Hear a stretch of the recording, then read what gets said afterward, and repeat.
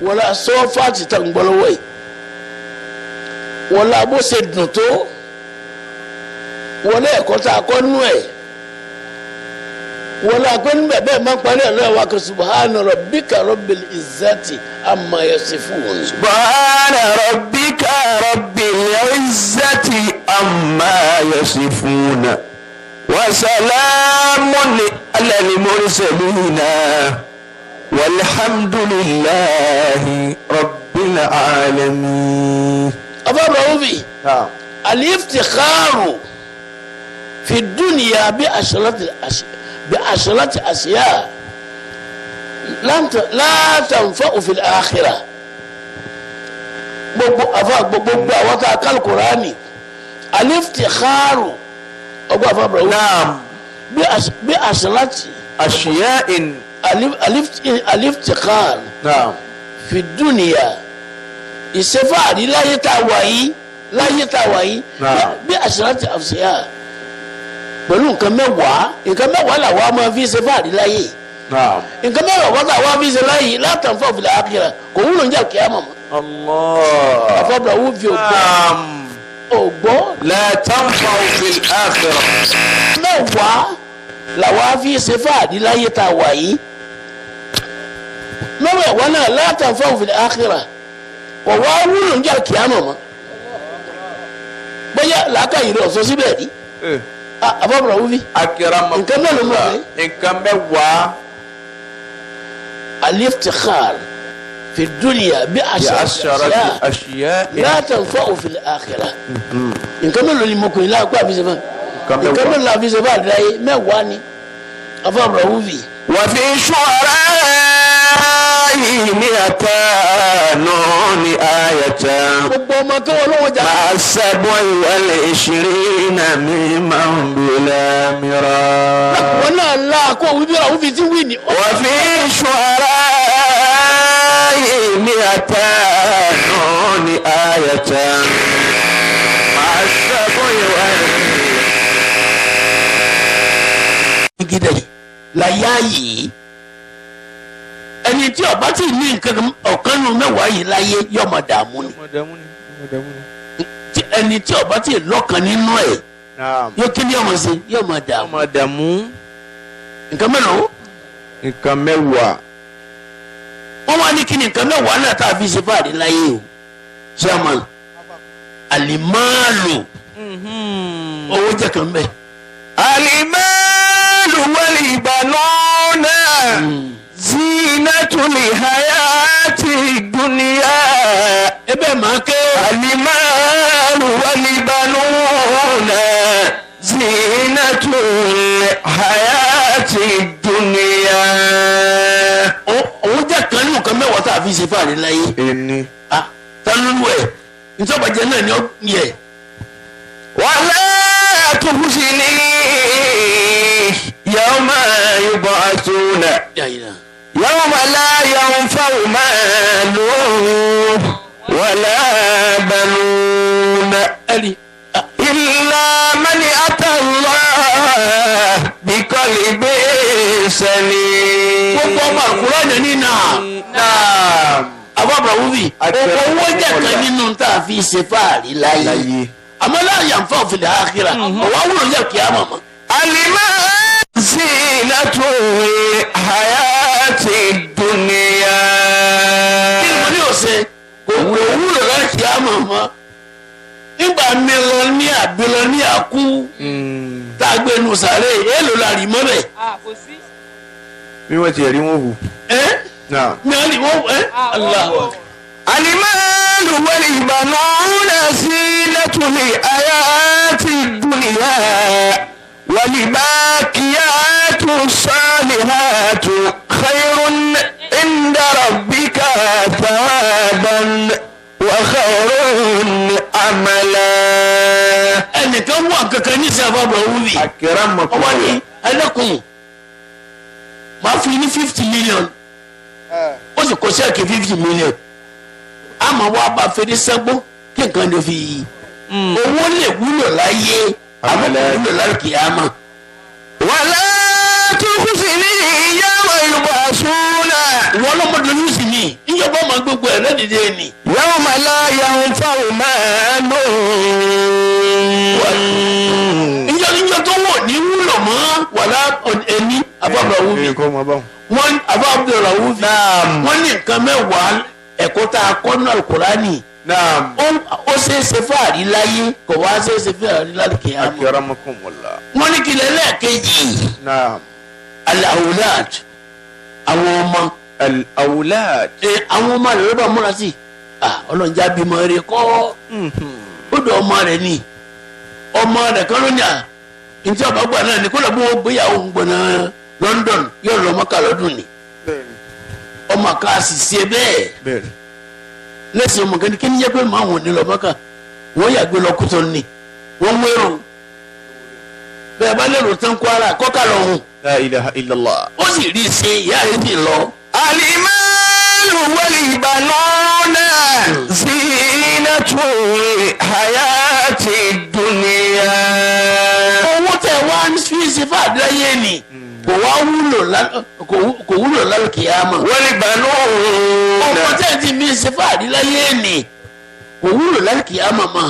wala tukhzini yawma yub'athuna. wọ́n lọ́wọ́ àbọ̀bọ̀lọ̀ wúfi ìjà kìyámà. yawma la yanfa'u malun wala banun. ìjọ tó wọ̀ wúlò mọ́ èyí mi lówó fa èyí tẹ̀ wọ́n wá sí ẹ̀yin lẹ́ mọ̀ wọ́n ẹlòmíì ní owó buhaya investment ẹlòmíì gbogbo báńkì ló ní sàmbẹ́ ẹlòmíì owó ọ̀jẹ̀ problem fún owó ni kò wá wúlò lálùkìyà màmá àfi irú ìjòkó yìí èmi náà bá wọn jòkó Al-Qur'ani èmi náà ṣe báyìí èmi náà ń kírun. wala tukhzini yawma yub'athuna yawma la yanfa'u malun wala banuna illa man ata Allah biqalbin salim.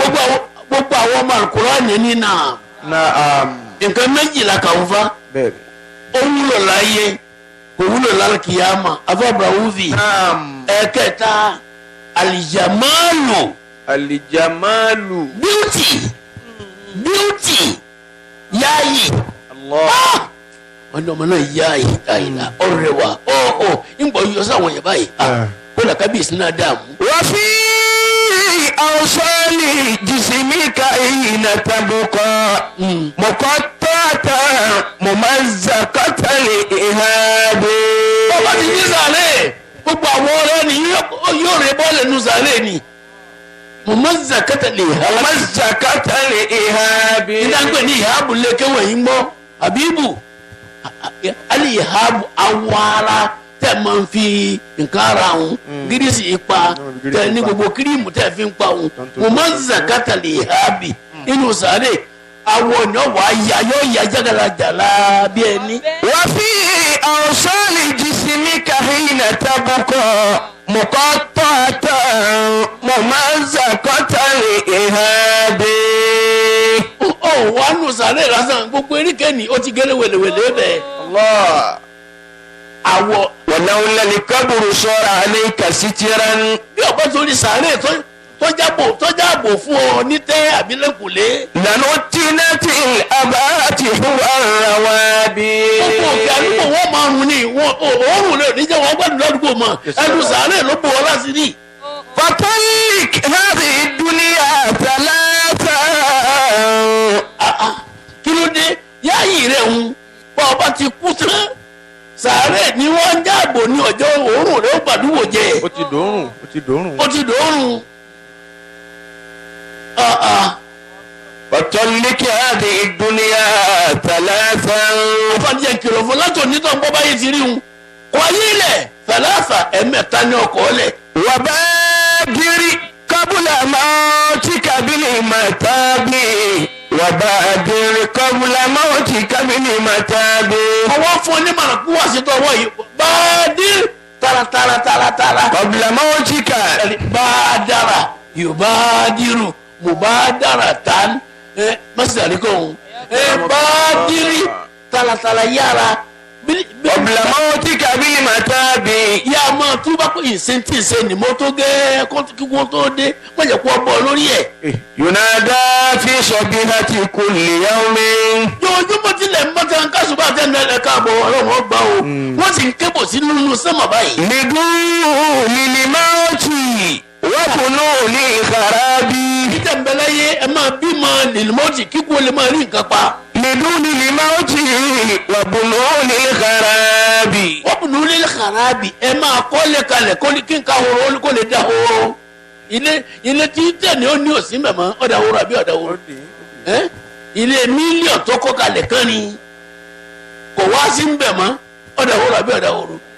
bá a máa ń pè nǹkan ọ̀dà horo tẹ́ ẹ bá wá kọ́lé kí ni ọ̀dà horo ẹ máa kọ́lé kó rí kalẹ̀ ní tí ọ̀dà horo ni. وفنون الخراب لدون الموت وفنون الخراب ẹlòmíràn sunkún yìí ọlọ́run ti dá lóhùn kò tí ì bímọ bọ́ ọba bímọ náà lè mọ́ للموت kíkú orí ní tí ọ̀pá lè sìn. وفنون الخراب ẹ sì máa mọlé kalẹ̀ tẹ́ máa gbé.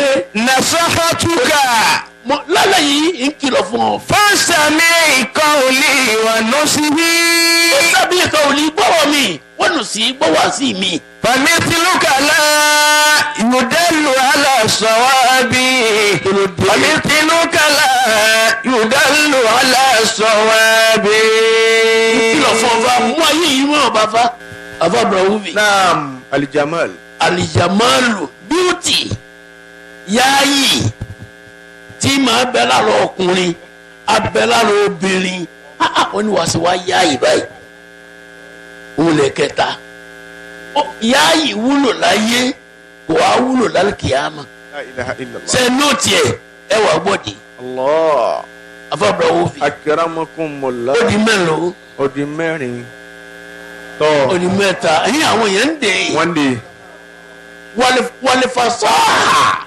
والفصاحة kéèyàn dá láwọn kó mọ kéwú ké kó mọ̀rọ̀ sùn ó ní fasaha o ó ní fasaha bí n bá kéwú báyìí bí n bá sọ̀rọ̀ báyìí ọ̀rẹ́tọ̀ ni ọmọọ̀rọ̀ sọ wọ́n mọ̀ hẹ́ẹ̀lì ẹni pé ẹ sáà. ما يقال لعبد لما لم تكن مغربا وإنما يقال له لما كنت مذنبا ẹni ọba bọ́mọ léèrè bá lóun ọ̀ pass English grammar ni ọ̀pọ̀ yé sentence rẹ̀ ni e correct n compose sentence jakujaku ni أكرمكم الله ní English ló kù àwọn ẹlẹ́kọ̀ọ́ yẹn tíṣà náà ni kò sí ní ti ń yẹ pé gbogbo ti composition rẹ̀ wọ́n ti wò ó wọ́n wá rí pé ibi tó yẹ kó lo kíní ló lò ló yẹ kíní kó lo kíní ló lò àbí English náà kàn grammar náà kàn أكرمكم الله làwọn náà ń kẹ́nu kéwì yìí. ما يقال لعبد لما لم تكن مغربا kí á bá wọn ní sọ fún yẹn pé èyí ti tó ọmọ grammar tó ọmọ grammar ọmọ. وإنما يقال له لما كنت مذنبا ìta máa ń fi èyàn kí á mọ̀ pé lima kún tàmùtì níbà wọ́n sì wá jẹ́ lẹ́sẹ̀ òòrí wá sí kan lọ ni òòrí wíìrìdì kan lọ ni òòlọ sáwíà kan òsì kìnnì kan lima kún tàmùtì níbà La ilaha èsì tí wọ́n wá jẹ́ lẹ́sẹ̀ kí wọn ò ní bíyàn pé èsì tó ọmọ grammar tó ọmọ náàwù wọn ò ní béèrè àmọ́ èsì tó wá jẹ́. لما كنت مذنبا وإنما يقال له لما كنت مذنبا alifa sọ́ọ̀hà ìdáláwọn kámọ̀rọ̀ sọ ó wúlò láyé nìyí ọlọ́mùbọ̀ ẹlòmíì lọ́rọ̀ bí n bá sọ ànífẹ́ kọ́ dákẹ́ mọ́ kálukú sì gbà pé òun náà kàwé òun náà kéwú fasáà tó níní ó wúlò láyé kò wúlò lálùkìyámọ̀ يا سلام ó di nǹkan mélòó afọ́bùrà wúvi نعم wo bọ́lá ti tó. ما يقال لعبد لما لم تكن مغربا وإنما يقال له لما كنت مذنبا tẹ́lẹ̀ gbọ́n tí ń bọ̀ wá yé ni o nǹkan mélòó làwọn ń kà tó mẹ́wàá ó wúlò láyé kò wúlò لا láyé تنفع في الآخرة akadébi mélòó ẹlẹ́ẹ̀karùn-ún afọ́bùrọ̀ wúfì Naam. al-izzu al-izzu. gíga òun ló bá lò òun lò láyé òun ni gómìnà òun lò láyé president ni ìmáàmù ni ìmáàmù àdúgbò wa nù òun lò láyé gíga ayọ̀ wa gíga òun lò láyé kìá màmá salam. ó di nǹkan mélòó. ó di márùn. تذكر في مشيبك والمآبي ودفنك بعد عزك في التراب. àfààní bọ́bá ti lọ tó ń rìn lọ. تذكر في مشيبك ẹni ńgbà والمآبي. fi mashika bẹ́ẹ̀. نعم. تذكر في مشيك والمآبي. máa rántí fi mashika nínú rírìn rẹ tó ń lọ station tó ń lọ Gàmbàrí tó ń lọ Alóore tó ń lọ Mọ́dá. تذكر في مشيك والمآبي. wọ́n máa bì dídarí tó ń darí máa rántí. ودفنك بعد عزك بالتراب. wọ́n tún máa rántí pé bí mo ti wá yá yìí náà fa wọ́n mọ̀ dá mi dùbúlẹ̀ sínú sàárè níjọ́ kan. ودفنك بعد عزك بالتراب. ẹ̀pẹ́ náà wọ́n tún á fi bọ̀ ọ́. afọ́bùrọ̀ wúfì Náà. àfààní máa wá rántí àwọn nǹkan márààrún yìí. bàbá tí ní kọ̀dọ̀ yìí ọlọ́run jẹ́mi náà ní ọlọ́run jẹ́mi náà ní kí ọmọ èèlì mi bí màá ní sọ̀rọ̀ sáàdẹ̀ ó wúlò láyé kò wúlò lálùkìyà. تنقى في الآخرة. afọ́bùrọ̀ wúfì أكرمكم الله. wọ́n ní kí ilẹ̀ lẹ́ẹ̀kẹfà نعم. àbí ẹlẹ́ẹ̀keje al-asdiqai الأصدقاء. ọ̀ngbà afọ́bùrọ̀ wúfì. نعم. al-asdiqai àwọn ọ̀rẹ́ téèyàn máa níwò wọ́n wúlò láyé ọ̀pọ̀lọpọ̀ làwọn ọ̀rẹ́ mi máa dé Àbújá àfa àwọn ọ̀rẹ́ mi dìde sọ̀rọ̀ náà àfa wọn ní kí n fọkàn balẹ̀ wọn ní no problem al-asdiqai àwọn ọ̀rẹ́ wúlò láyé fa bẹ́ẹ̀ ti rí wọn yọ kàn fóònù ni wọ́n pe àwọn Ọlọ́run ti parí ẹ̀ máa bọ̀ ẹni tí ọlọ́rẹ̀ kọ̀ dáa. الأخلاء يومئذ بعدهم ببعد عدو. ọlọ́run fún àwọn ọ̀rẹ́tẹ̀ kọjá láyé wọn ayé sọ̀tà kan yìí ń jà kí á mọ̀ ni. إلا المتقين. àfọwọ́n sẹ́ máa ń bẹ̀rù èmi ọlọ́run. الأخلاء يومئذ بعدهم ببعد عدو إلا المتقين. ọlọ́run afanabi Muhammad bẹ̀rù afanabi Muhammad bẹ̀rù. صلى الله عليه. báwọn afa tó ń ka fún wa yìí kìí ṣeré o afa bọ̀ ọ́ fi. الأخلاء يومئذ بعدهم لبعد عدو إلا المتقين. wọ́n yí ọ̀rọ̀ ní ẹ̀yìn jọ ọ̀nàdé al-akhilau àwọn ọ̀rẹ́ ẹ̀rí khalilu ọ̀rẹ́ al-akhilau. الأخلاء ìyẹn wá jẹ́ plural pé àwọn ọ̀rẹ́ tá a máa níhun. يومئذ ìjà kìámà بعدهم لبعد عدو wọ́n máa bára wọn sọ̀tà ní ìjà kìámà. إلا المتقين. إلا المتقين. àtàwọn tí ń bẹ̀rù ọlọ́run dáadáa ni o lò ní bára wọn sọ̀tà wọ́n jọ lọ wíìrìdì ni tí wọ́n bá lọ záwíà kò kí sí mi o wọ́n jọ lọ mọ́sálásí ni o wọ́n jọ lọ wáàsí ni. الأخلاء يومئذ بعدهم لبعد عدو إلا المتقين. wọ́n ní yẹ ọlọ́run ó lè mi tí ń bá yín sọ̀rọ̀ yìí hasabtu nafsi. حاسبت نفسي لم أجدني صالحا إلا رجائي رحمة أماني. àǹfààní wà sí ní ṣe fún yìí fa. حاسبت نفسي èmi gan fúnra mi èmi Abdulrahim حاسبت نفسي mo wá fúnra mi nísìrò ṣe check yourself. حاسبت نفسي لم أجد لي صالحا ìwádìí rẹ̀ kan tí mo ṣe. إلا رجائي رحمة أماني àbánú Ọlọ́run nìkan ní retí. وظلمت نفسي في أموري كلها ẹ ti ní ti ṣe òun àbòsí ní ṣe èmi náà dá. وهي إذا من وقفة الديان yé mi o. من وقفة الديان bàbá dún wájú Ọlọ́run abba. وهي إذا من وقفة الديان ìdúró níwájú Ọlọ́run ní pamílẹ́kùn. يا أيها الإخوان yá ayúwa lè kí wàá nù. يا أيها الإخوان إني رائم يا أيها الإخوان gbogbo èèyàn ọmọ ìyá mi tẹ wọ́n gbọ́ wá sí mi. إني رائم ńlọlọ́rìhùn. مهما يطل أمري فإني فاني ẹbí mi tí wọ́n lè kó tó mọ́ tànjọ́ kan náà ni. ìtànjọ́ rẹ̀ alájà gbàdà. يا ربي alájà gbàdà. يا ربي إن لم ترضى إلا بتكي bàbá yọ́nú sí mi Ọlọ́run. إلا بتكي من للمسيء المذنب الحيران Ọlọ́run ìdá ya ayé wa lè kíwà nù.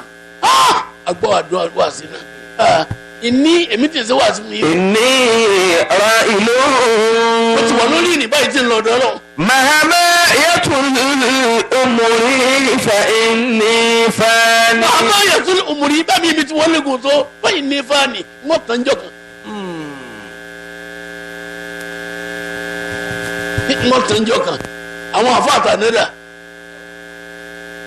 nígbà tí wọ́n sì àfọ́bùrà wúbi نعم nísàlẹ̀ ní mọ́sálásí yìí wọn ṣé Ahmad wàlí Ọlọ́run Ahmad ṣé fọlọ́run sọ wọ́n sì mẹ́sàlẹ̀ ọjà bàbá ẹlẹ́kùn sì mẹ́lẹ́ ààrẹ àwọn ìdìjọ́kọ̀ wá sí ẹ̀ wọ́n wá sí àsìkiri kọjá lọ́dọ̀ tí wà lọ́ọ́lì wọ́n sì alága lọ́ọ́lì.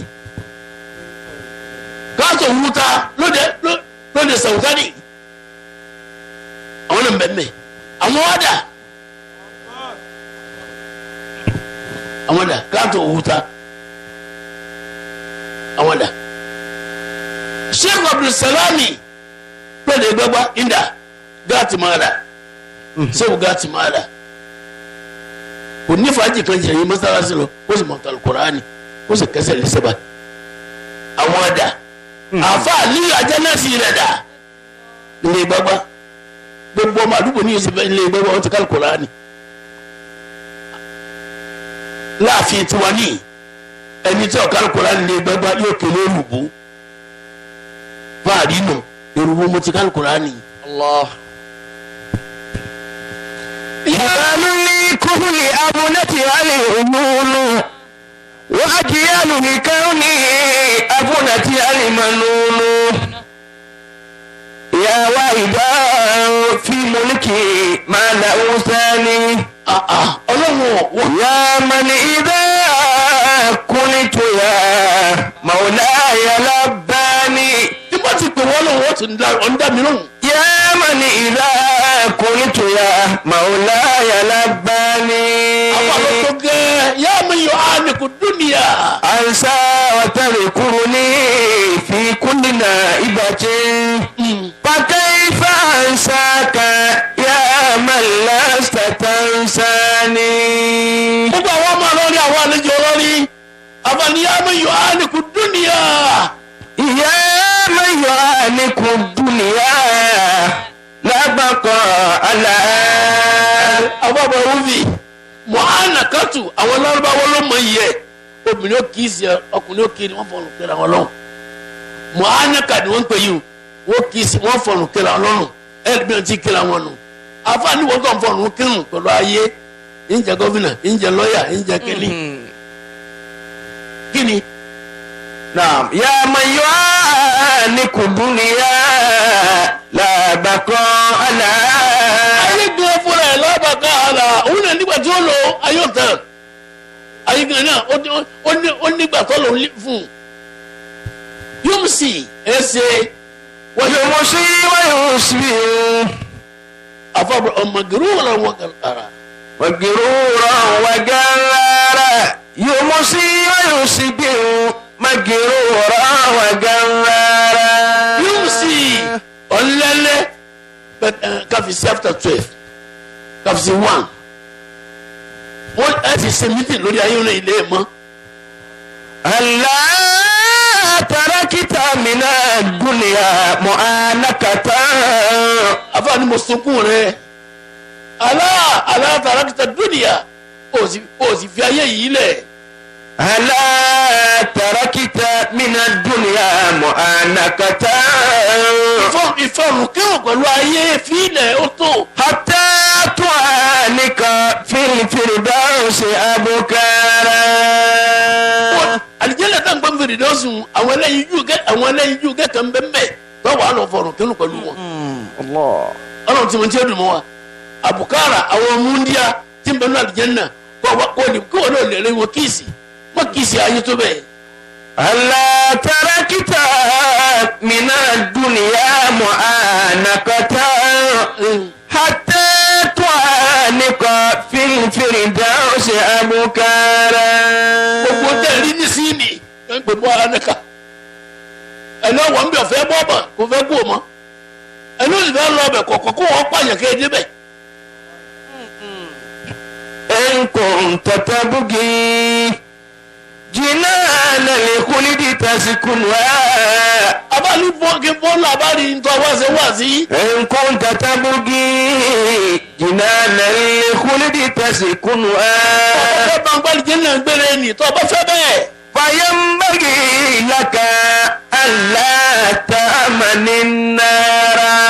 ìtọ́jà ni má fọkànbalẹ̀ sí ń pa náà o má sí fọkànbalẹ̀ ẹni ohun tí fọkànbalẹ̀ ẹni púpọ̀ o bí a gbé kò sí ilé ẹni mọ́. الله. kí ló dé sáyé bali tu'thiruna hayata dunya. بل تؤثرون الحياة الدنيا والآخرة خير وأبقى. alikiawo ni òun náà last ayé yóò last rárá ó dìgbà tí ó lọ.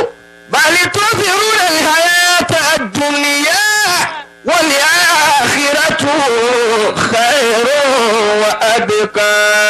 àwọn kan mẹ́wàá wánu ó wúlò láyé kò wúlò lákìyàmà wọ́n ti àáfà kínú yín kí tún ní àtàbàrò ìníjọ káwọn kéèyàn ní àmẹjọ ní àwọn tí ń tẹ̀lé tiwa làwọn ará kìíní ṣe àwọn olókèlè ní kọ́ tiwa ní àwọn ará ọmọdé ńkọ́ tiwa ní àwọn ará kìíní ńkọ́ tàbá àwọn tí ń tẹ̀lé ẹ̀ wọ́n wá pọ̀ ó wúlò láyé kò wúlò lákìyàmà.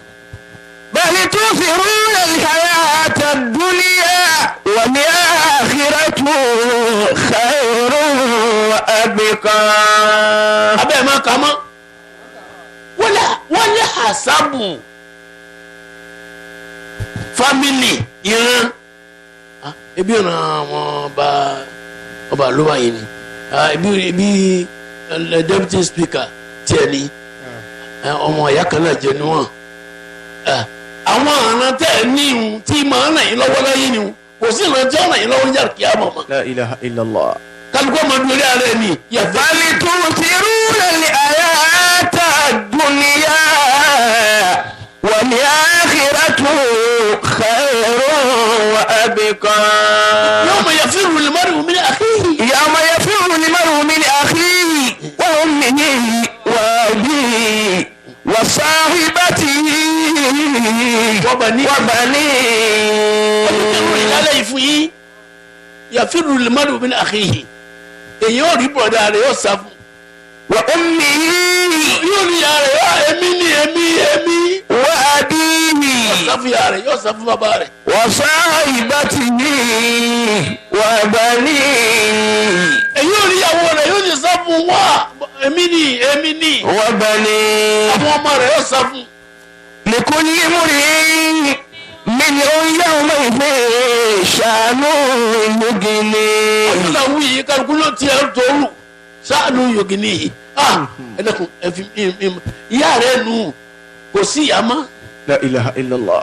ọ pàdé ìyá rẹ̀ ìyá mi ni ẹ̀ àbọ̀ mi ọmọ kan yóò ní ọwọ́ lọ ti sóbì mo sì wà ládùúgbò mo sì tààmù ìyá pé kí ni wọ́n ń ṣe ìyá kan ni ó ń gbalẹ̀ síbẹ̀ yìí àwọn tí wọ́n jẹ́ wá gbalẹ̀ wọ́n wá ń da ìyá náà láàmú ọmọ kan wá máa ń sọ rascality sí ìyá náà lọ́mọ rẹ̀ rà tó jẹ́ sójà wá dé wọ́n á dá ọmọ ní ìdọ̀bálẹ̀ wọ́n fẹ́ discipline ọmọ yẹn nítorí pé kò jẹ́ ìyàwó ọgbọ́n nínú ilé làwọn yẹn wá ń sìn kọ̀ọ̀kan tí ó fi ẹsẹ̀ lé lẹ́yìn báyìí ó ní rẹ́ ní gbọ́n lẹ́yìn àkíyàmá.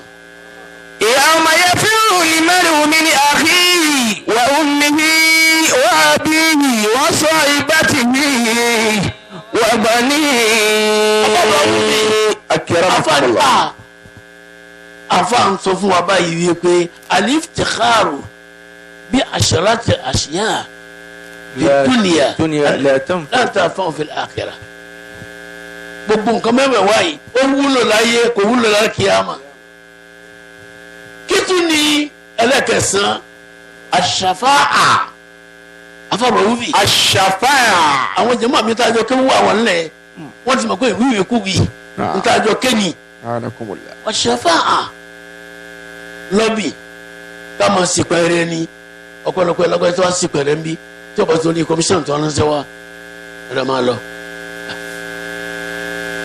ìsìnkú ara ẹni lọ́dọ̀ ara ẹni ìmọ̀ wúlò láyé kò wúlò ní àkíyàmá mọ́. لا إله إلا الله. nàgbẹ́ ṣàfáà ẹ̀ gbọ́ ìsìnkú ngbàdé DPO ọ̀rẹ́ mi ni mo adọ́dọ̀ DPO mo ní ẹ̀dẹ́kun ọmọ náà ó ṣe mistake ní èmi sáǹsì pẹ́ rẹ̀ nù kí wọ́n lè bá rìlíìsì ẹ̀ DPO ní ọ̀dà sọ́ọ̀rì ọ̀ya máa lọ mo sì mẹ́mọ́ o. ìsìnkú ara ẹni wúlò láyé kò wúlò ní àkíyàmá الله. afọ́bọ̀ wúbi أكرمكم الله. kí lè ń gbọ́jọ́ yìí.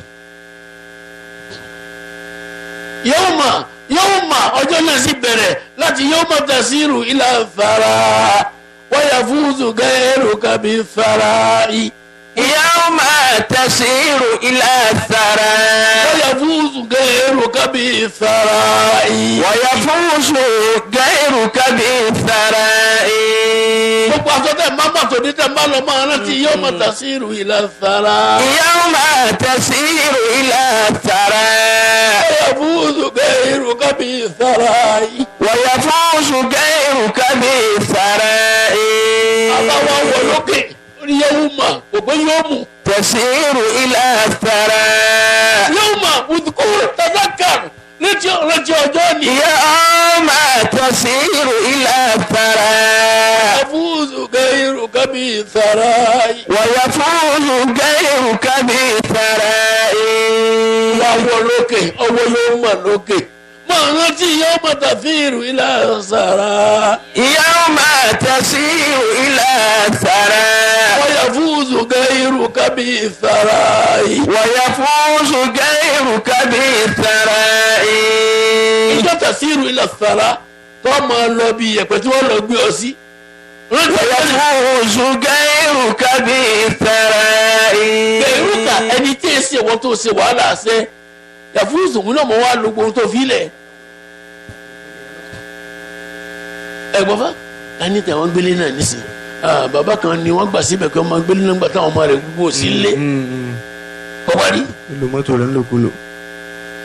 àfààní bàbá ti lọ nǹkan ọmọ ṣe fàájì. يوم تسير إلى الثرى ويفوز غيرك بالثراء. àkọ́kọ́ ìrúkà ẹni tí èsì ẹ̀wọ̀n tó ṣiṣẹ́ yafuzu náà máa wá jèrè bí fàráì owó tó kó yọ ni. يوم تسير إلى الثرى ويفوز ويفوز غيرك بالثراء. Abba Wufi. أكرمكم الله. Mẹ́wẹ̀ẹ̀wá tó ṣeéṣe fàdí láyé tí ọ̀wá wúlò ń jà kíámà ọkẹ́ yọ kan.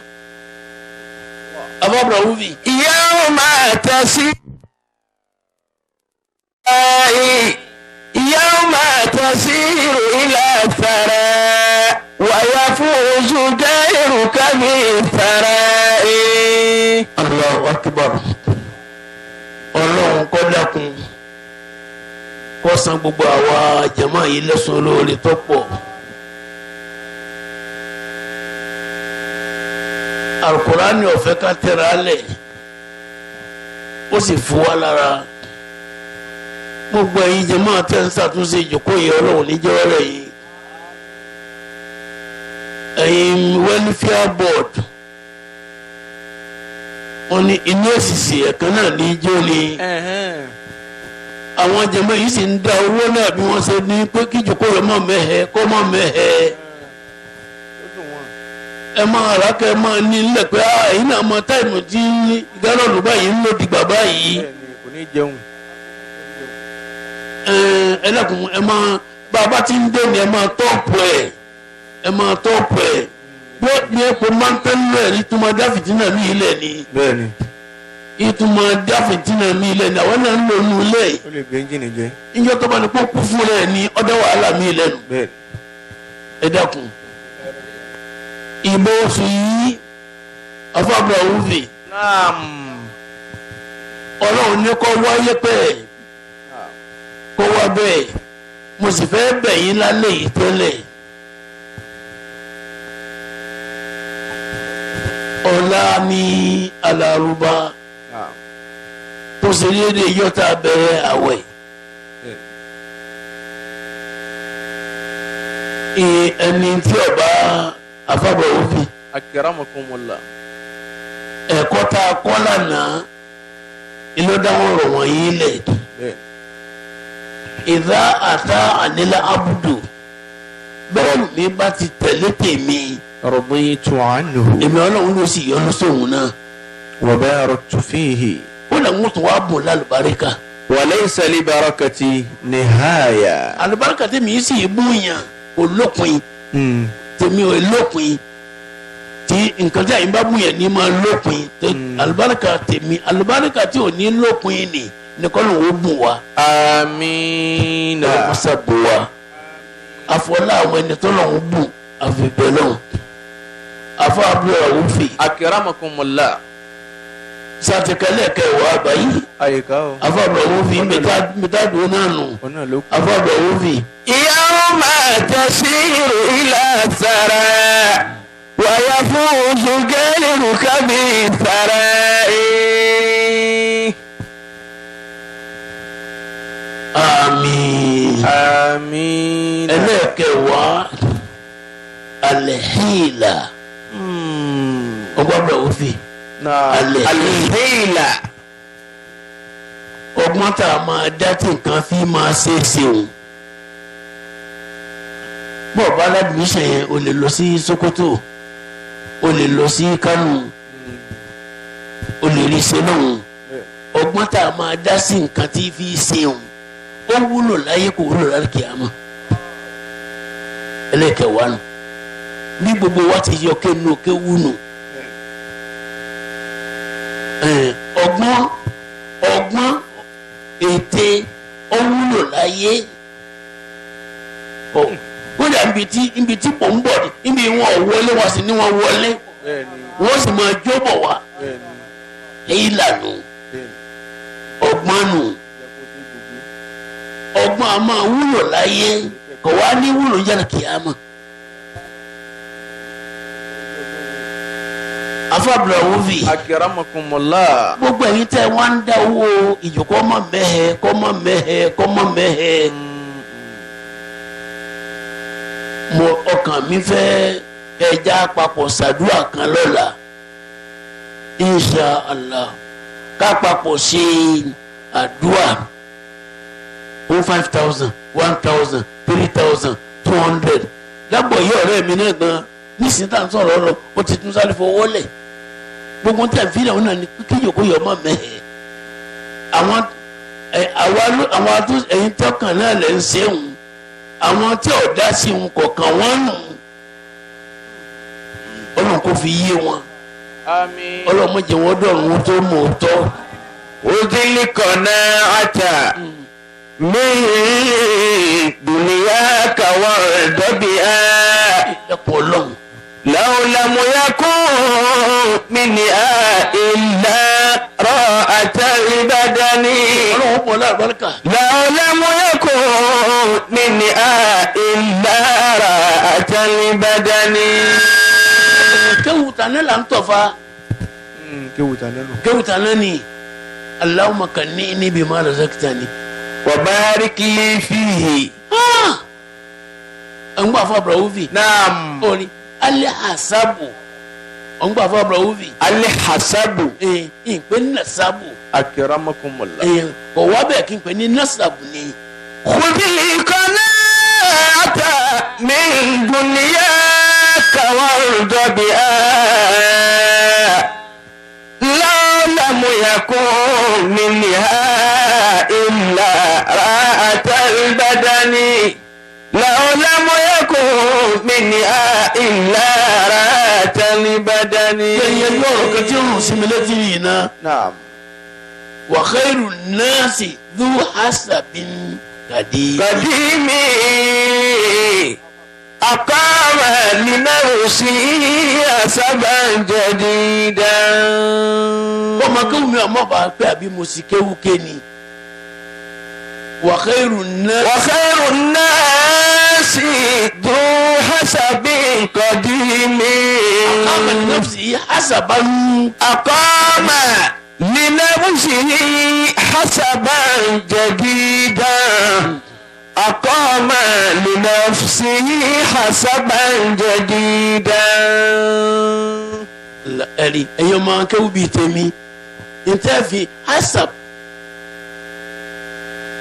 wàkẹ́rù nọ́ọ̀sì. ذو حسب قديم. ẹni ó dánú èèyàn láyé ذو حسب قديم lẹ́ni tó ní bíbí قديم.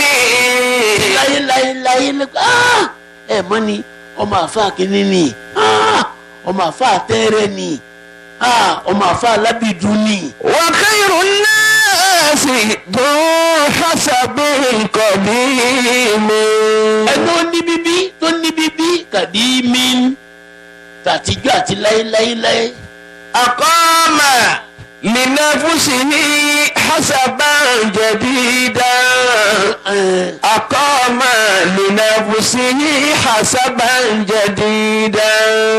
òun náà ní bíbí àmọ́ kò wá rí láì lórí yìí òun náà tó wá kírètì bíbí tó dáa látọ̀dọ̀ ààrẹ èyàn tó dáa jù nù. kí ni fún àdìsọ sọ pẹ̀lú pé bàbá mi ló ní kíní bàbá mi ló ń sọ. ìsàmà wọlẹ́dù.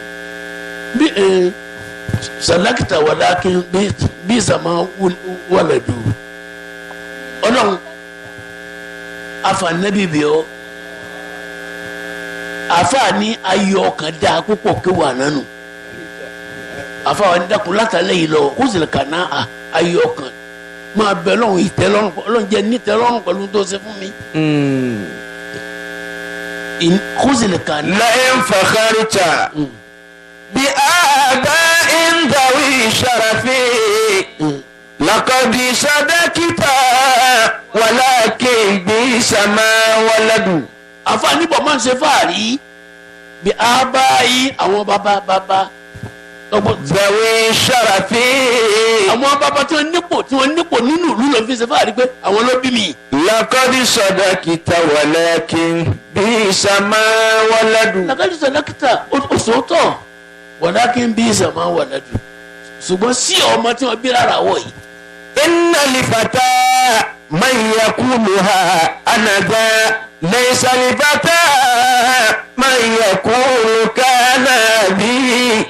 ليس لفتى من يقول كان أبي. Ọlọ́run dákun kó wọlé Ànábì Muhammad bẹ́ẹ̀ yẹn bá débi wáàsí afábùrọ̀wọ́fì akramakumullah kò sẹ́ni ó dáa nínú wa òun wà sí ọ̀gbọ́dọ̀ rí rẹ̀ èyí tí mi ò kù tó pọ̀ gbẹ lára wọn náà òun wà sí ọ̀gbọ́dọ̀ sẹ́pà ń pé ọ̀tán afọ́bọ̀rọ̀ wúfi ìzá àǹtà ọgbọ́ afọ́bọ̀rọ̀ wúfi ibùtà náàsà ọgbọ́. ìzá àǹtà ibùtà náàsà àbúwá kìsàrò alayka wa abudahu minka ma kana yusitaru. kí n bẹ̀ka wá tún bẹ̀rẹ̀ sẹ́ lórí ẹ̀ lọ́la afọ́bọ̀rọ̀ wúfi. àfààní wo ni wà á ti tọ̀ ń jápá mara ìdá àǹtà àìmúta náàsà àbúwá kìsàrú. tó ń bá sọ láì fi àwọn èèyàn tó wá gbọ́ wá sí rẹ pé mi wọ́n kù sí báyìí wọ́n kù sí báyìí. àbúwá kìsàrú alayka wa abudahu minka man kana yusitaru. gbogbo tó pọ̀ mọ́sára àwọn náà wọ́n fi hàn sáyé. wọ́n dá ní tó mọ̀ ń jára mọ́ra ọmọ sọ tẹ́lẹ̀ yìí pọ̀ tí sọ tẹ́lẹ̀ yìí ọmọ sọ tẹ́lẹ̀ yìí wá sí lóko. إذا أنت عبت الناس أبوه أكثر عليك وأبداه منك ما كان يستر. إذا أنت عبت الناس ìwà àfọ oníwàásí tó máa ń sọ lẹ́yìn fi àwọn èèyàn bó ní sọtọ ọba lọ́sọ̀ ti joyè ọ̀sọ̀ tẹ́lẹ̀ yìí ọ̀sọ̀ tẹ́lẹ̀. أبوه أكثر wọ́n sọ lẹ́yìn fi ìjẹ́ náà fún ọ. عليك وأبداه منك ما كان يستر. gbogbo ń tà ti bò láti rí lára àwọn náà wọ́n wà fi hàn sáyé wọn náà dáa. وقد قال في بعض الأقاويل قائل ẹ máa gbọ́ yín lọ́la. لو منطق فيه كلام محبر sọmọlá àdáyé. إذا ما ذكرت الناس bọ́ọ̀bà máa dáko àwọn èèyàn bí wá sí rẹ̀. فاترك يوبا wọ́n sọ lẹ́yìn fi àwọn èèyàn mọ́. فلا عيب إلا دون ما منك يذكر. kò sí ẹ̀mí ní bẹ́ẹ̀ lára àwọn tó wá gbọ́ wá sí rẹ̀ tí wúlò sí ara àwọn náà. ẹ bọ́ bá. وإن ابت قوما àfọ̀bọ̀rọ̀ wúfi. بالذي ليس فيهم bọ́ọ̀ máa jí pé n tí ò sí lára àwọn èèyàn ló tún wá ń sọ n tí wọn ò ní níwà ló fi ń sọ ń pa àwọn òǹgbòlé wá sí. وذلك عند الله والناس أكبر. kò dá ó burú ẹ̀ṣẹ̀ ńlá lọ́ndà wọn wá sí. وإن ابت قوما bọ́ọ̀ máa sọ̀rọ̀ àwọn ọjọ́ kan sẹ́ra rí wá sí. بالذي فيك مثله ìlú láti bẹ lára àwọn náà wọ́n lè ń serú ẹ̀. فكيف يعيب العمر من هو أعور. ẹni ọ̀dà lójú sí ni máa sọ lẹ́ẹ̀fẹ́ ẹni ọ̀dà lójú sẹ́gbẹ́ mi ti lójú lẹ́dà wọn náà ti dà lójú ẹ wo kéwù. إذا وإن ابت قوما بالذي فيك مثله. wọ́n ti sọ láì fi tí irú rẹ̀ sì irú tó ń sọ ń pa àwọn èèyàn o.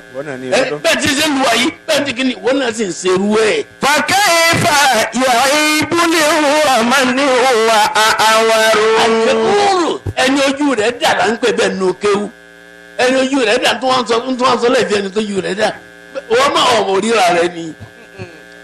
فكيف يعيب الناس من عيب نفسه أشد إذا أد العيوب وأنكر. ẹni lè fi tiẹ̀ náà bá máa ń kà yéé. كيف يعيب الناس ó sì wọ́n ń gbé wá sí ìta tó ń sọ láì fi ẹ̀yàn kan. من عيب نفسه أشد.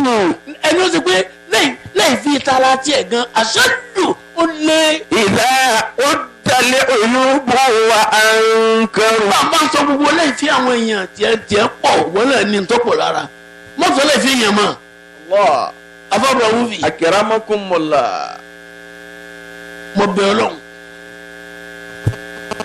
wá sí tí máa wù wá gbọ́ sọ́lá lẹ́ẹ̀lẹ́ wá sọ́lá òpòrọ́ ni ọ́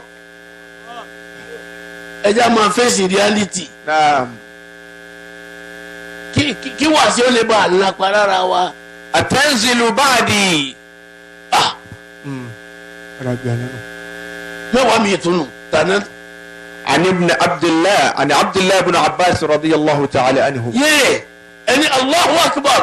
Allahu akbar. ẹ̀sùn mi pé Allahu akbar. Allahu akbar. ẹni Allahu akbar. Allahu akbar. فكيف يعيب الناس من عيب نفسه أشد إذا أد العيوب وأنكروا. àfọ̀n wà sí tọ̀nsọ̀ láìfi èèyàn èyí sí tọ̀nsọ̀ láìfi àwọn èèyàn tiẹ̀ náà ń bẹ lára rẹ̀ tọ́pọ̀. عن عبد الله بن عباس رضي الله تعالى عنهما ọ̀dà kò burú. عن النبي. àfọ̀bà wúfì. نعم. ani Abdullahi. àwọn èèyàn ń fún ọ̀rọ̀ àkànbẹ̀ o. أنكم الله. àbọ̀ yìí mo tọ́ mu wọn wá. gbogbo ẹni wọ́n fún mi yìí. ẹni sallallahu alayhi wa sallam. sallallahu alayhi wa sallam. àìmújọ́tà wà mọ́ ẹtì gbọ́kàn wọ́n gbọ́kàn lé pé mélòó la kàrá nù inú mélòó. inú mẹ́wàá. ọ̀rọ̀ anabi nù anabi ní ọlọ́run o bá ń ṣàánú bá mi kẹ́. imra'an. ènìyàn kan ẹ̀rí bá ń wí ọlọ́run o. rahimallahu imra'an. anabi ń ṣàdúrà. nadarallahu imra'an. ó ní nàdúrà dọ́ọ̀dínúfà ọlọ́run bá ń fi yáàyè kún yáàyè. sami'a maqalati. tọ́gbọ́ tèmi Muhammad sọ. fawa'aha. ọwọ́ sọ dáadáa abẹ́ sọ. wa addaha kama sami'aha. òun ní gbọ́ ọdún ọ́fíìsì lọ́la ọwọ́ àgbẹ̀ kalẹ̀ bóun náà ṣe gbọ́ kò fi kún un. nígbà ó débi iṣẹ́ àbódélé àdáhà. kama sami'aha. mo ṣe gbọ́rọ̀ mi náà lọ́wọ́ wí kò fi kún un. anabi Muhammad. sallallahu alayhi wa sallam. Abdullahi ibn Abbas. Sayyidina Abbas ọ̀nkù anabi ni. radiyallahu ta'ala anhuma. bọ́bá ní kí wọ́n bá tó wá ní ibn Abbas. Abdullahi ọmọ Abbas nù ọmọ ọ̀nkù anabi. ẹ máa gbogbo radiyallahu anhuma. anhuma. ọlọmọsà kẹ àwọn méjèèjì papọ̀. tani ọ̀nkù anabi Abbas. ọmọ rẹ̀ Abdullahi ló gbé ọ̀rọ̀ tẹ́ fẹ́ gbọ́ yìí fún yín. ani nabiyyi sallallahu alayhi wa sallam. ọmọ ẹni Abdullahi ibn Abbas kayidu. naam. ní Tọ́ífà bàbá dé Maka tá a lọ Àràfá a ti kọjá Àràfá èmi náà ń gbà báyìí róòdù ń gbà mọ́ lọ Riyadh àbí ń gbà bàbá lálejò Maka 1972 ní bàbá gbé mi lọ sí Tọ́ífà ní mẹ́rí sàárẹ̀ Abdullahi ibn Abbas. Allah. nínú ọjà Tọ́ífà gan lọ́wọ́ inshallah Abdullahi ibn Abbas oríire tó ṣe lọ́dà níbi ọlọ́run jáwa ní òsè. amiina. ẹlẹ́mi létí ìhun náà lọ́la inshallah. inshallah. Abdullahi ibn Abbas ó sọ oríire lọ́dà níbi púpọ̀. ọlọ́run tí mo fẹ́ bá yín sọ yìí o ọ̀dọ̀ Abdullahi ibn Abbas ló ti wá. Abdullahi náà wá ní anabi ló wí bẹ́ẹ̀ o. qultu li akhi Jibril. anabi ní èmi Muhammad. sallallahu alayhi wa sallam. ẹnìkan sallallahu alayhi wa sallam. sallallahu alayhi wa sallam. èmi Abdullahi èmi Muhammad. qultu li akhi Jibril. mo sọ fún ọmọ ìyá mi bọ́dà mi ẹni bá débi ti pé nù. ẹnì kejì mi Jibril alayhi salam. atanzilu ba'di ila dunya. èyí ohun asking question náà nù. kiramakumullah. ǹjẹ́ wọ́n tún sọ̀kalẹ̀ lẹ́yìn mi má bí n bá ṣe láyé má. yaani bilwahyi. ǹjẹ́ wọ́n tún músẹ́ mi wá tí wọ́n rán ọ wá. qala na'am. Jibril wa ni náà. anzil 10 marrat. èmi Jibrilu yìí tún sọ̀kalẹ̀ nígbà bẹ́ẹ̀ wá. wa arfa'u jawhar al-ard. yìí sọ̀kalẹ̀ nígbà mẹ́wàá wà arfa'u jawhar al-ard. góòlù tí ń bẹ nílẹ̀ góòlù tí ń bẹ lórí ilẹ̀ ẹyẹ yìí wàá gbé lọ. báwo ló pè góòlù. jawhar al-ard. àlùlù tí ń bẹ lórí ilẹ̀ ayé yìí wàá ka kú. ẹ̀jẹ̀ mọ̀ ọ̀pọ̀. sẹ́ńgbọ́ mélòó làwọn kà mí. àkọ́kọ́. qala ma tarfa'u minha. kí ni nǹkan tó wà gbẹ́kúlẹ̀ tó gbẹ́kú lórí ilẹ̀ ayé rí ìwọ Jibril. faqal في المرة الأولى أرفع البركة من الأرض. lákọ̀ọ́kọ́ tí ń bá kó wáyé àlùbáríkà ní wàá gbé kú láyé ọlọ́run wọ́n jẹ́ ọkàn wá o. آمين. خذ الغناءة من دنياك وارض بها لو لم يكن منها إلا راءة البدن. dákun àpọ̀ bẹ̀ ọ́ nítẹ̀lọ́rùn sí tọ́lọ̀ ń bá ṣe fún ọ. ẹnìkan gbé mọ́tò jáde wọ́n gbé mọ́sínì yìí ta alihamudulilayi. ẹnìkan gbé mọ́sínì yìí ta wọ́n gbé kẹ̀kẹ́ jáde alihamudulilayi. ẹnìkan gbé mọ́sínì jáde ọwọ́ tùrọ̀tùrọ̀ àbọ̀ ọ̀sì dàbàtà lẹ́lẹ̀ ọlọ́ yóò tó ọ mọ̀wọ́ ẹni tí ń bẹ wájú. alẹ́bìlẹ̀ ẹni tí máa ń wọ ẹni tí ń bẹ wájú òní dúkọ̀ ẹ díẹ̀ tí ń bẹ lọ́wọ́ rẹ̀ díẹ̀ nínú wà kú. وفي الثاني ẹlẹ́ẹ̀kejì أرفع الشفقة من قلوب العباد. èmi jìbìrìlù ń bọ̀ wáyé lẹ́lẹ́ẹ̀kejì àánú ní gbẹ́kú ọlọ́kàn àwọn èèyàn wọn ò ní ṣàánú ara wọn mọ́. ó di mélòó. ó di méjì. ṣàánú mẹ́láyé nìsín. ń bẹ. وفي الثالث ẹlẹ́ẹ̀kẹta أرفع الحياء من النساء.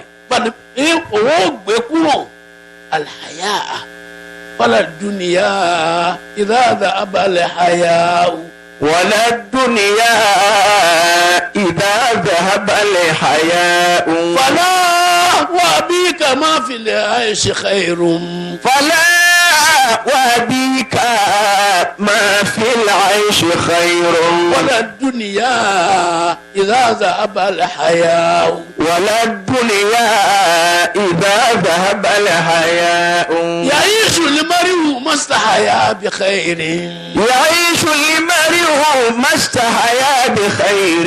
ويبقى العود ما بقي اللحاء. ويبقى العود ما بقي اللحاء. والله يحجك لكم. فلا وأبيك ما في العيش خير.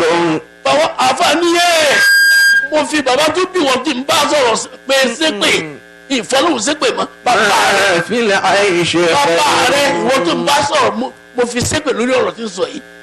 máa fi làá ṣe ká irun kò sóore láyé kò sóore nbẹ à ń jẹ amúláyé yìí kò sóore nbẹ mọ́ kò sóore nbẹ ayé mọ́ ìdáàdà abalẹ ويبقى العود ìdáàdà abalẹ àyà o.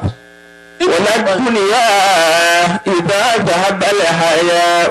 yàtọ̀ ti sí tìjú mọ́ ọmọdé ọ̀bọ̀wọ̀ àgbà mọ́ àgbà náà kò sí tìjú ò sí mọ́. يعيش المرء ما استحيا بخير.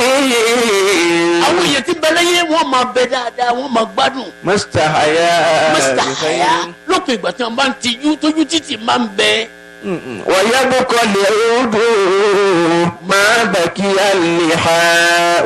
àlẹ́ òòdù igi tí ń wúwé yóò máa bẹ má bàkí ẹ̀lẹ́ ha o lópin ìgbà tí èpò ń bá ń bẹ lára agi ni bẹ́ẹ̀pọ̀ ọba ti sí lára agi mọ́ òun ló ti gbẹ. báyìí ti rí nu bàbá sì ń ké fún anjọ́ra kò sí lọ́sibíkà kò sí kíní kankan fàlà wọ́n tún pẹ̀lú ohun àánú fàlà. فلا وأبيك ما في العيش خير.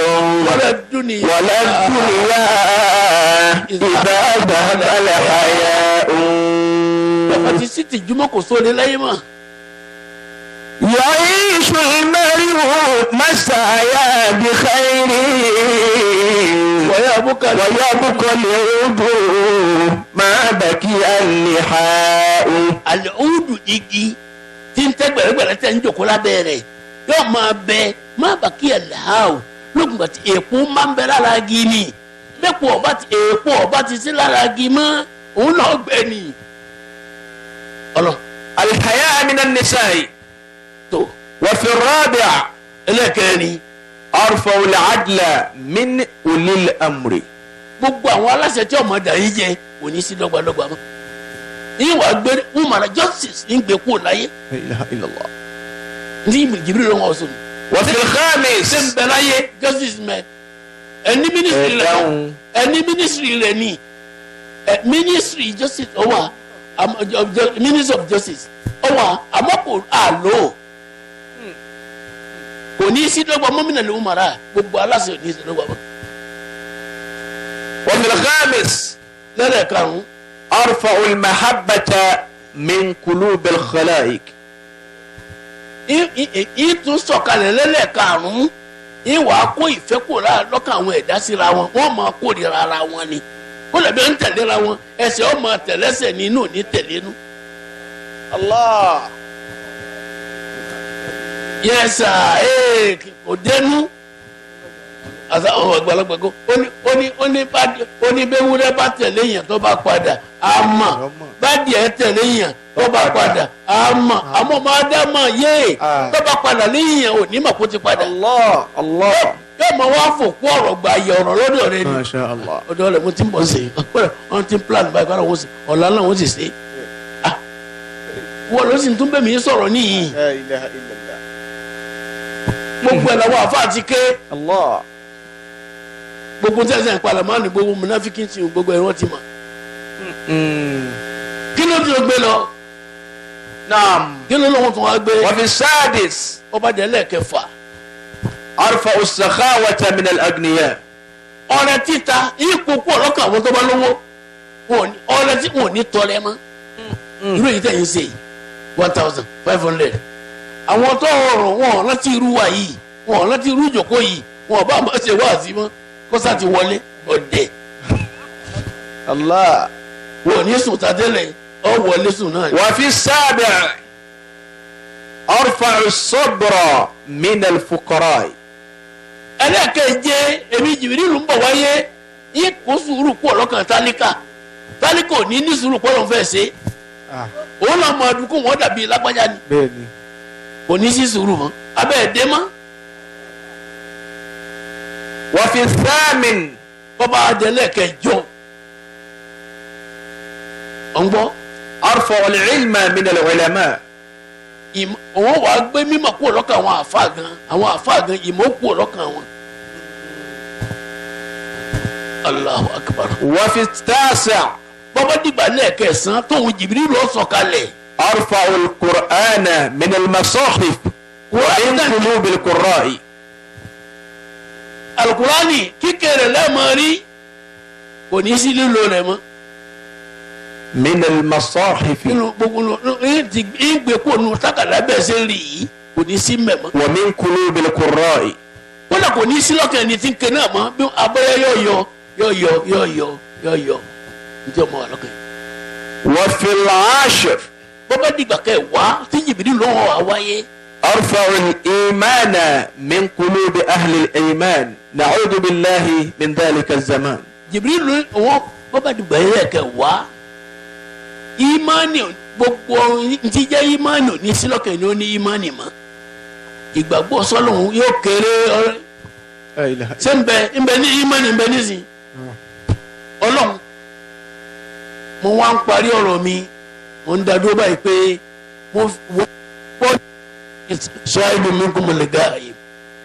ẹ̀rù ọlọ́run kan wọ́n ń pè ní Muhammadu Lijami Ọlábísí Muhammadu Lijami Ọlábísí kafara Allahu min amthalihi. gbogbo tó bá dáa láyé yìí máa fi wá wá kiri ni.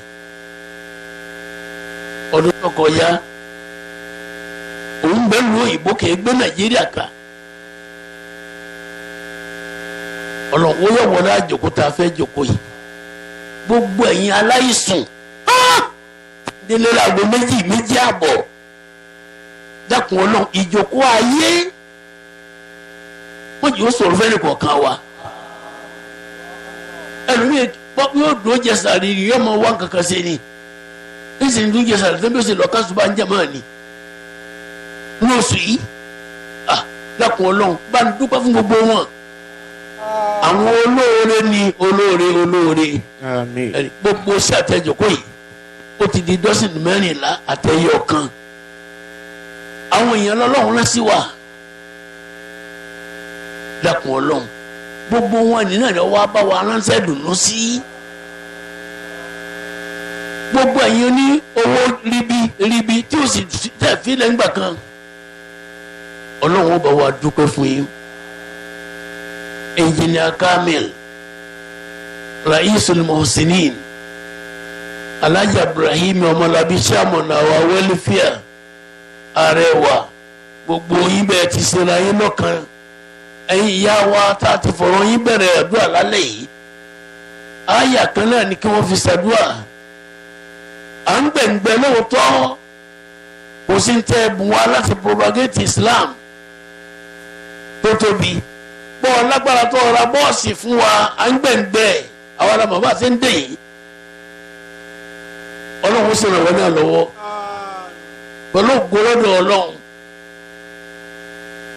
à ń gbọ́ làbáàdì dáadáa lọ́dọ̀ ẹrú kan tí wọn náà ṣe dáadáa ọlọ́run bẹ́ẹ̀ náà ni kò máa ṣe fún un gbogbo ìjọsìn lọ́wọ́ ṣe yìí náà ọlọ́run dàkún jámánà wọn ni o mọ̀jẹ̀ wọn sì ṣe àfọláṣẹ wàhálìmí tọ́lọ̀ ń mú lálùbáríkà àfọlá àlẹ́bẹ̀ ọlọ́run àfọlá àwọn kúlàfà àwọn àrólé fúnṣẹ́ wàhálìmí tẹ́ ẹ̀ka bàbá wa tó wà ní kàlífà lẹ́nìí àfọlá àwọn bẹ̀rù ọlọ́run dàkún wọn ni kò bá wa tukọ̀ náà o wọ́n bẹ